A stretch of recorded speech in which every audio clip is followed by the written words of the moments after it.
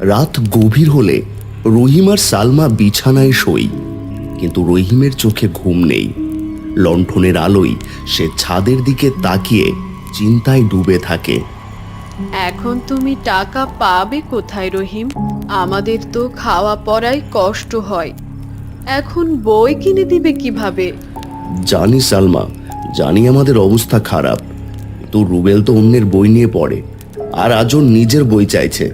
আমি যদি এবারও দিতে না পারি, ওর সামনে মুখ দেখাবো কি করে? চিন্তা করো না, আমি কয়েকদিন বেশি কাজ করব, বেশি কাঠ কাটবো, বেশি বিক্রি করব। আল্লাহ তোমার সহায় হোক।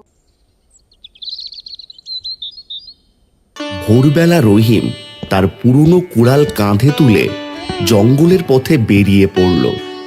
আজ তার মন একটাই চিন্তায় ব্যস্ত, রুবেলের বই। পথে তার সঙ্গে দেখা হলো পুরনো বন্ধু আব্দুলের। দুজনেই প্রতিদিনের মতো জঙ্গলের দিকে রওনা দিল।